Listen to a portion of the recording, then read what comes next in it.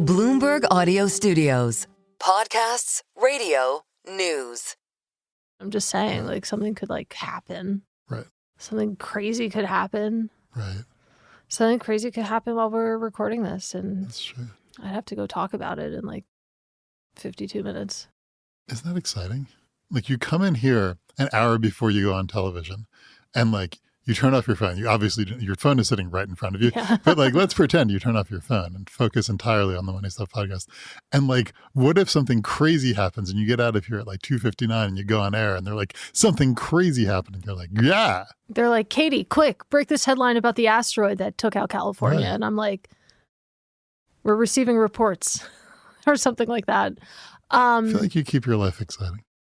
I do love adrenaline. Like, Yeah. I crave adrenaline, but, you know, sometimes I get tired. Yeah.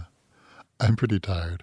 Yeah. I was out to a dinner until like midnight last night, which is star-studded approximately dinner. 6 hours later than my usual bedtime. So I'm in bad shape. Yeah, that's crazy pants. Matt came over at 9 in the morning with a smile on his face. And I was like, how are you upright?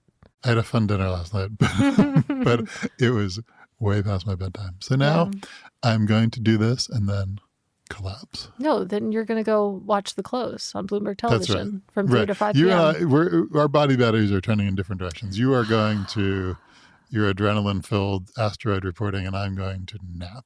Just ramp I it did up. come over to you yesterday and ask if you knew where the nap rooms at Bloomberg were. We can't tell people. If there's Bloomberg, There's no nap rooms at Bloomberg. If there's Bloomberg people listening, they don't exist. No nap rooms. Hello, and welcome to the Money Stuff Podcast, your weekly podcast where we talk about stuff related to money.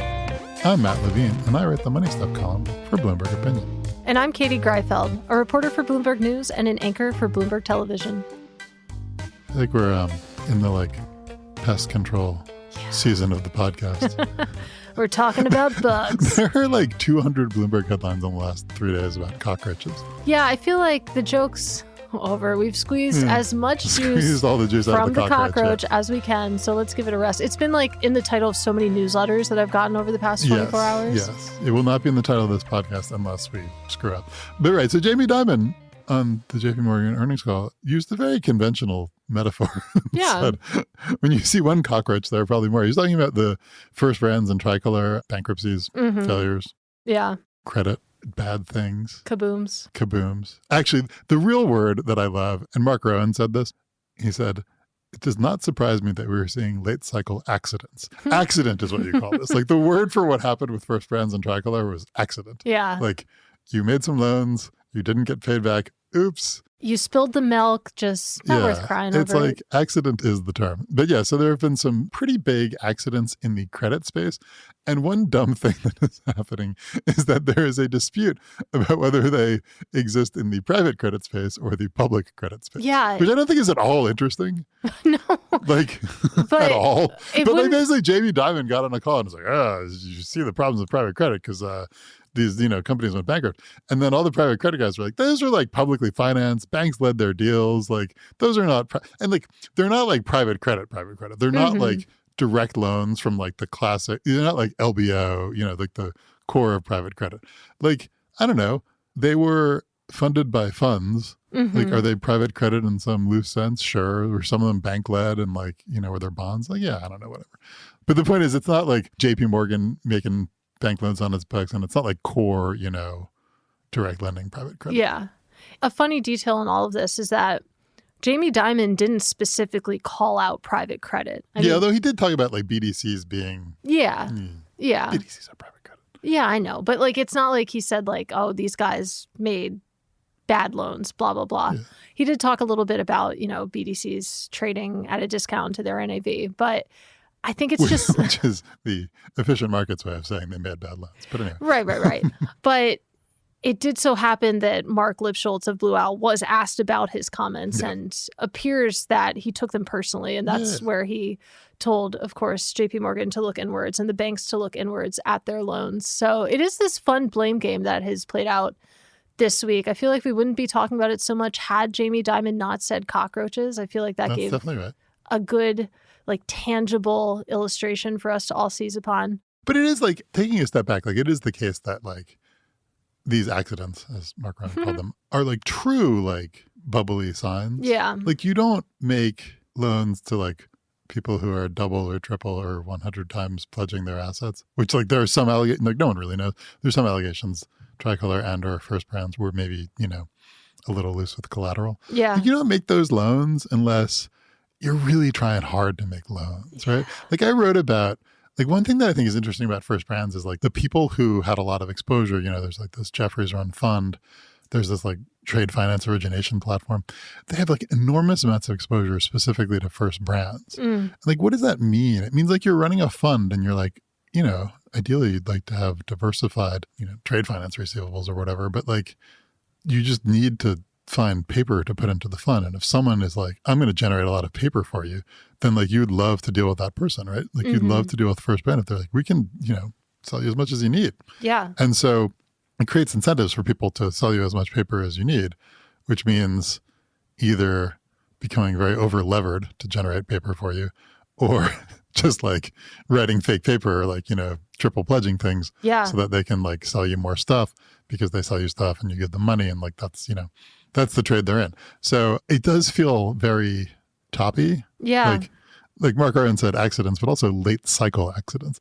And like, this is a private credit thing, but there's the credit generally these days. Like there's a lot of people going around being like, yeah, it feels toppy. Yeah, we're going to keep doing it. Yeah. It's, I think one of the most insightful things ever said about finance was when Chuck Prince in 2007 said, as long as the music is playing, you've got to get up and dance. Like, that's what it is, man. We all know we're coming to the end of the song. Like if you're in the business of making loans, you can't be like, we're not making loans. Yeah. Too many loans are too frisky right now. We're not going to do it. Like, you can't do that. Yeah. You got to dance. Yeah, got to dance, even if it's late cycle and, everyone's tired. It is interesting. I mean, this has been held up as an example of we are in a toppy environment. Yeah. So too, I said we weren't going to talk about OpenAI, but the OpenAI Walmart deal, that has been, a lot of hay has been made on social media about how truly we've reached the top. There's like an FC article where someone, like the headline is something like, of course it's a bubble. Of course. Like here we are. Everyone's like, yeah, here we are in a bubble. I do want to talk a little bit more about this other comment that Mark Lipschultz said, because it seems like he did take this very personally. One of the things he said when it comes to market caps, there are people who have meaningful interests in the industry not continuing to grow and succeed.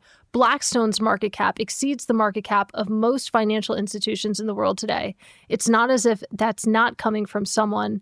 And of course, there are people who don't like it, which is interesting that he used Blackstone specifically and not Blue Owl. But Blue Owl has a market cap of about $25 billion.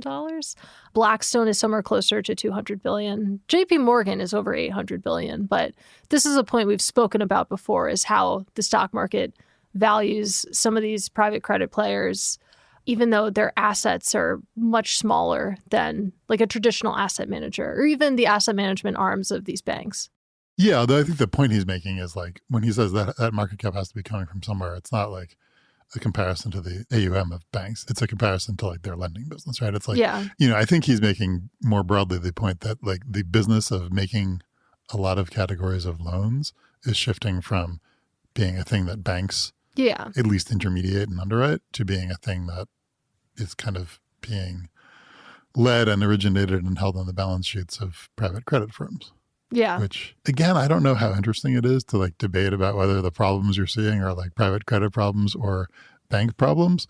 But like on the one hand, I think the private credit people make a good point. Like, first of all, I say this a lot, but like the funding model of private credit is a lot more systemically stable than the funding model of banks, right? Mm-hmm. Instead of having deposits, you have long-term equity capital. That seems good. The private credit people will also argue that like they have better underwriting incentives because they hold it on their books. Yes. Whereas banks obviously hold a lot of loans on their books, but you think about a lot of what they do is a originate to distribute model where they maybe have less skin in the game on their underwriting. On the other hand, banks are regulated, and you do get the sense that it is such a good fundraising environment for private credit firms, such a frothy, like, if you want to sell your private credit firm, a lot of like traditional asset managers will buy it. It's like you do have some pressures to put all this gusher of money to work, and that might loosen your underwriting standards as well. Can I say one more thing about cockroaches? Sure. By all means. This is so gross. Literal or? Yeah, okay. Jamie Dimon. So first of all, exactly what he said on the call was, my antenna goes up when things like this happens.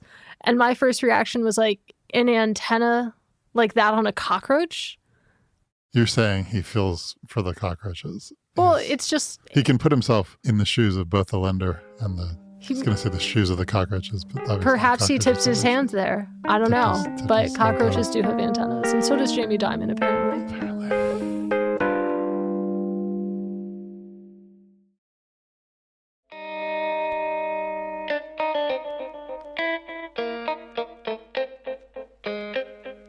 What's second on your priority list? The Nobel Peace Prize? Yeah, all right. I didn't win again. Well... Someone won the Nobel Peace Prize, but also the Insider Trading Prize. But it wasn't insider. Well, somebody won the Nobel Peace Prize. It was Maria Corina Machado, a Venezuelan democracy activist. And also somebody won an amount of money on Polymarket. Some? Yeah.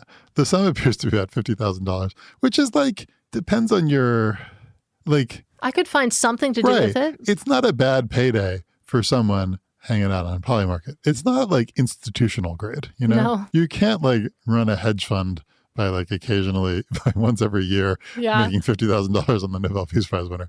But it's something, right? It's like, that's true. It's a nice individual person's payday. But anyway, there were some suggestions that it was insider trading because it was done kind of right before the announcement, like in the hours leading up to the announcement. And in fact, a spokesman for the Norwegian Nobel Institute said, "We've noticed that some have made significant financial gains by placing bets on this year's prize. We will investigate whether this means that someone has unlawfully obtained information from us." Because presumably they knew before they announced it, right? Yeah. And so if like someone in the circle of trust at the Norwegian Nobel Institute went and like placed an anonymous crypto trade on Polymarket, which would have been amazing for what it's worth. Oh, yeah. A real sign of the times. Anyway. A real sign of the times. And that's what they seem to have thought happened. But it probably turns out, one never knows because these things are all like somewhat anonymous, but like, there's an interview with a guy who like allegedly did it. And he's like, you can look to there's all this public stuff. Basically, like when they hit the button on the announcement, like there's a lot of assets on the website. Like there's a picture of Machado. For sure. And they upload those assets before they hit the button, before they like put out the actual press release. And so if you're like scraping the folder on the website that has all the assets, you can see like, something with her name in the webpage, and then you can make an informed bet. And so that may be what happened here. That is really funny. Also, to your point that 50 grand isn't institutional money, I have to imagine that next year this inefficiency in the market won't exist. Like maybe they'll hit the button and then they'll upload the photo. Yeah, there's some of this like this is a trade that occasionally exists in U.S. public company earnings. Yeah. Because you can like, if you know like the URL of like last quarter's earnings, you can just like change Q2 to Q3 in that URL and just refresh that page until something pops up, which might be before they officially announce earnings. Yeah. And so this is like a well-known enough trade that companies are a little better about not doing that now. So, right. You think that like they will be a little bit more information secure next year, or they won't. I don't know. I mean, maybe they're not that bothered, but it just feels like who cares? that body. Like, who actually, like, right. If you're the Nobel Institute and it turns out that some junior staffer was using your information to make 50 grand, you'll be annoyed with them. If it turns out that someone on the committee that selects the winner was betting on it, then you'll be really annoyed. Super bad. Because that's like... Don't like that. That's not insider trading. That's like, market manipulation, right? That's that's like rigging the game. That's rigging the game. It's like, instead of betting on who's going to win the Nobel Peace Prize, you're like giving the Nobel Peace Prize to the person you bet on. It seems really, really bad. No allegation that happened. But if it's just like someone scraped your website, like who cares? Give them the money. Who cares? That's a very Kathy Wood attitude. Yeah. Referencing, of course, last week's podcast and nothing else. Right. No, I know. People talk about prediction markets. I've quoted Shane Kaplan saying it's like their goal is to help people understand and price the future. Mm-hmm. And people really want prediction markets to create incentives to make the world more informed. Mm-hmm. And so like the ideal is like, you have a bet on like, will Russia invade Ukraine or whatever, right? And like you have people who are really informed geopolitical analysts making bets. And then you have like a Russian general making bets. And then like you actually know, right? Mm-hmm. And then like the market implied odds are really informative. And so people can make economic decisions based on this like probability that exists in a prediction market. And like that's kind of an interesting ideal and would be useful in a lot of purposes. And, you know, as we've talked about here, the problem with that is like, it's not clear there is a lot of dumb money on like the market of like, will Russia invade Ukraine? And so it's hard to make a lot of money. It's hard to be institutional grade. And so like, if you're a Russian general, you might be like, well, I can make $10,000 and possibly be shot, so I won't do it, right? So it's like hard to incorporate information. And then like you have examples like this where it's like whoever this is, like put a lot of work into figuring out who was going to win the Nobel Prize 12 hours early. And like one is that the sort of fact that will inform anyone's economic decisions about, like no one's hedging who's going to win the Nobel Prize. Right.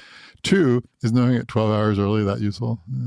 And then three, like the reaction might be that they just stop putting these assets on the web 12 hours early. And then it's like, well, okay. Yeah, like, the trade disappears.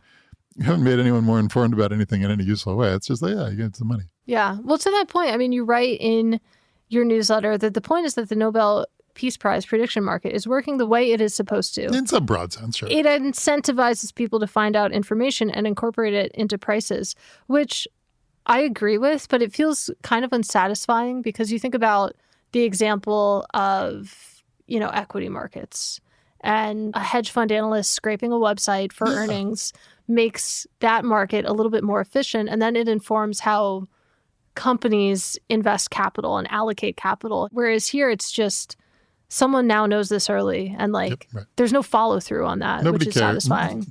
People care about who won the Nobel Prize, but it doesn't have like economic consequences.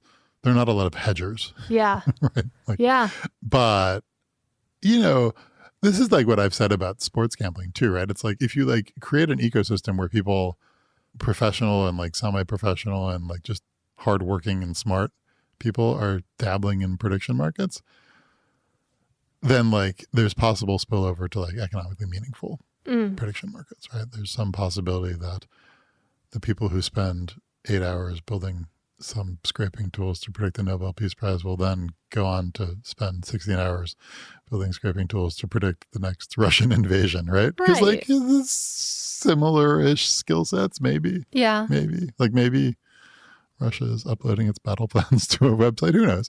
There's some notion that if prediction markets get bigger and attract capital and skill, then ultimately the thing you really want, which is that they inform people about the probabilities of economically meaningful future events, there's some possibility that will come true. Mm-hmm. Yeah. And it's not in a straightforward linear way where we start with the most important markets and get really sophisticated people to do really good predictions of the most important markets.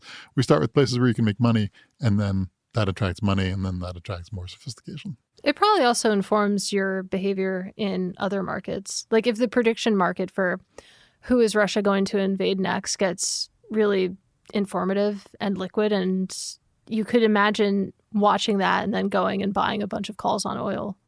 Oh, absolutely. Although, I mean, right now, surely the oil market is more predictive of geopolitical events than most prediction markets, but I don't know. The frustrating thing about oil, it's my least favorite commodity to talk about. Okay. It never prices in a sustainable risk premium. So maybe you wouldn't buy calls on oil. Right. Or maybe you would, I don't know, buy treasuries. Right. This is one of the arguments for prediction markets. There's a lot of ways to implement predictions about future geopolitical events. And what that means is that you can't look at the price of oil or the price of treasuries and read out a prediction about future events because they kind of reflect a lot of different possible events. Yeah. Whereas if there's just like a contract, will Russia invade wherever, then you can look at that contract and read off the probability. Yeah. It's like very pure play. Yeah, right. Congratulations to whoever won 50 grand. Trader. Yeah. 50 grand. Probably less than the Nobel Peace Prize. I don't actually. How much is it? I don't know. You get a gold medal. That's pretty good. Yeah. You also get the satisfaction. Yeah, it's pretty good. Yeah. I feel like winning the Nobel Peace Prize is in some ways the worst prize because like there's a decent chance that you're like imprisoned or exiled. That's true. But in the event that you're not, imagine all the speaking engagements and fees that you can command. That's okay. That's fair. That's fair. Lucrative business winning a Nobel Peace Prize. Okay. Well, a bunch of people are going to write in and tell you how much. Yeah, of course. It's a chunk of change. I think. Maybe it's not. It's fun because we could Google it, but we're not going to do that. Right. Just idly you have wondering. your phone right in front of you. Yeah, it's staring at me.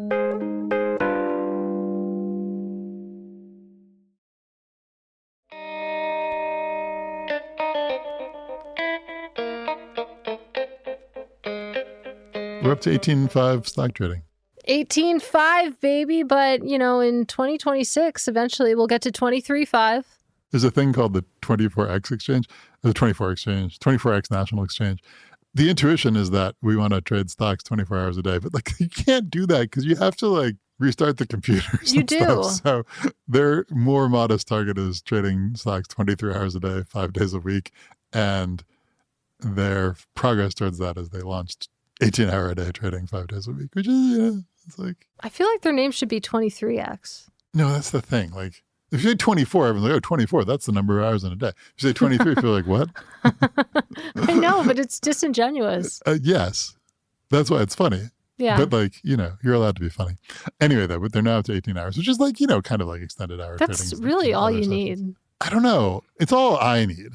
I, as we've established, go to bed at 6 o'clock. But if you're, for instance, in Japan and you want to trade American stocks, it is convenient to be able to do it in the middle of your day. Yeah, I guess. It's a global market yeah. for American stocks and for stocks generally. And so it does kind of make sense that everyone should be able to trade all the time. Also, maybe you're in Japan, maybe you're just up at 3 a.m. Right. I try to be generous. 24X Exchange actually says, this is for, investors worldwide. And I don't really think that the paradigmatic user of 24-hour trading is someone drunk on their computer at 3 a.m. But I kind of think that. I think about that person a lot. I think that's a fun. Yeah. I'm not going to do it justice. There's a famous great bit in Hedge Fund Market Wizards, the Jack Schwager book, where he interviews one hedge fund manager who says, I want to hire people who wake up early on Sunday morning and log in to poker sites to pick off the drunks coming home in another time zone. Nice. Because what you're doing there is understanding where you have the most edge and then just exploiting your edge and doing it somewhat inconveniently for yourself in a just cold-bloodedly rational way. Anyway, right. There's some people in a world of 24-hour trading who would come home drunk from the bar at 3 a.m. and be like, all right, fire up Robinhood. Let's trade some options. My single triple leveraged ETF now. Yeah. And again, I don't think that's the main use case for 24-hour trading, but it's the funniest use case. Yeah. Well, hopefully, as this gets online, we'll figure out who exactly the players at 3 a.m. Eastern are. It might be Japanese retail players. It might be people drunk coming home from the barn. I almost said barn. I say that a lot more often than bar. You come home from the barn more often than the bar. And then you trade stocks. Or it might be, sophisticated U.S. investors looking to pick off Japanese retail investors. I don't know. Well, yeah. I mean, the other thing, the thing that I think is interesting is we have this ecosystem where a lot of news gets disclosed outside of regular market hours because you don't want to be, or traditionally you don't want to be in the situation of disclosing a merger at 10 a.m. and everyone reacting to that sequentially and reading the press release and saying, ooh, I should buy the stock. And some people not having gotten the press release yet and selling at outdated prices. It's just a mess. And so what everyone does is they announce earnings at 7 a.m. or 4:05 p.m. so people have time to digest the earnings before the stock opens for trading next. And the purpose of after-hours trading really is to let people react to news as it happens. So instead of, if a hurricane hits at midnight, instead of waiting until the next day to dump your stocks, you can dump your stocks at 12:01. And when you say that, I think it's intuitively appealing to a lot of people. Oh, I can trade as soon as the thing happens. But I think it's kind of bad for retail investors. Yeah. What it means is that instead of everyone reacting to news at the same time because you have a buffer between when it's announced and when it can be traded, you have people reacting to news as they get it, as they analyze it. And so you're going to have a lot of people trading at wrong prices. And I do think that's the point, or that's the appeal of after hours trading is you'll just get more volatility. you'll get more wrong prices. If you think you're skilled and you enjoy a gamble or a game of skill, you'll have more opportunities to log on at 9 o'clock and be like, I know what this news means. I'm going to trade on it. I actually wrote this week about the meme ETF. Yeah. The roundtable meme stock ETF that was closed and then revived this week. And, it was revived at the very small, like the first day of trading, it had very small, it had like $100,000, a couple $100,000 on it. And it traded kind of normally during the day. And then in the after hour session, it shot up because there's a few retail investors who are buying it. And the market makers all went home because it was after hours trading in this tiny little ETF. And so there's no arbitrage mechanism. And so people are just buying it at crazy premiums to NAV, which should not happen in an ETF, but does if no professionals are awake. And I think if you have more 24-hour trading, you're just going to have more trading where no professionals are awake and things trading at wrong prices. And people want to trade at wrong prices. You're going to have uglier charts, basically.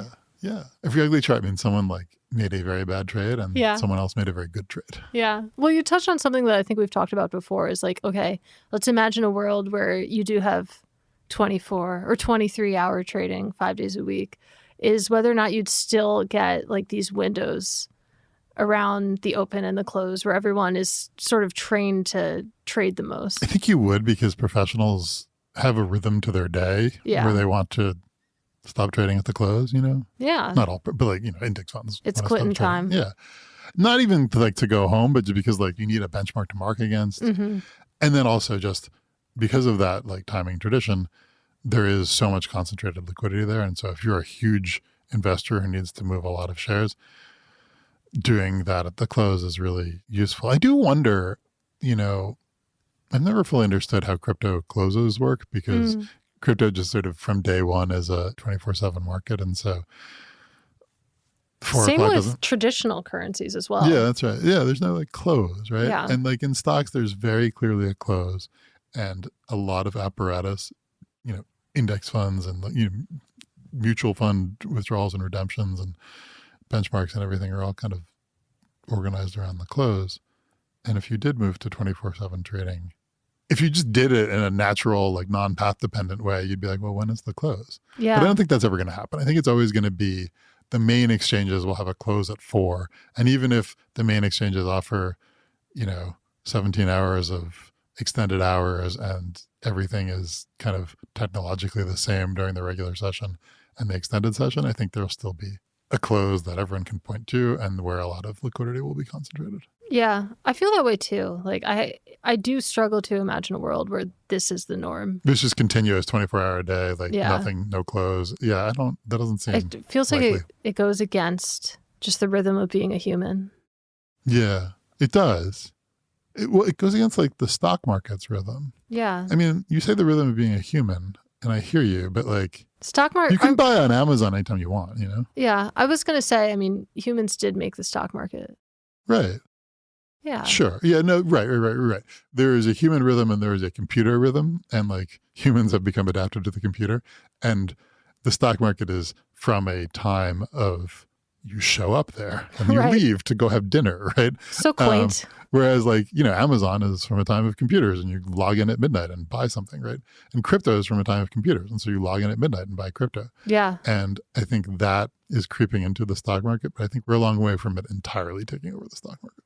I did want to point out one thing that you wrote, which actually made me grateful for the environment that we live in right now. You talk about how a decade ago it was possible to think that investing would gradually become duller and more efficient and more automated, and that people would just let robots and professionals manage their retirement savings. And basically we wouldn't have any of the silliness that we do now. That was when I said it was possible to think that, I linked to something I wrote, kind of predicting that. So that was dumb. That's fine. Yeah. You called yourself out, but I occasionally get tired, as discussed. We all get tired of the silliness in the headlines, but I think that the world that you described sounds a lot more tiresome. So, well, you say that as a person who goes on TV to talk about financial news every day for several hours. Yeah, but you write about it. Oh, every yeah. day. No, I agree. All this dumb stuff, once every 5 times I read about meme stocks or crypto or whatever, I roll my eyes. I'm like, I hate writing about this. Yeah. The other time I was like, wow, at least I have something to write about. No, I agree. I think as a person, as an investor, if you stopped thinking about meme stocks and like just, had like robots perfectly invest your stock, like reasonably perfectly invest your stock, and you didn't worry about it, you could spend more time like reading books. Yeah. Right? Maybe. Right? Like it's a better world, but it's worse for, making jokes in a financial newsletter. That's true. That's what we're all here for. I have to go talk about all the silly things on the television. Have fun. And the asteroid, if it hit yet. Yeah. Good luck with that.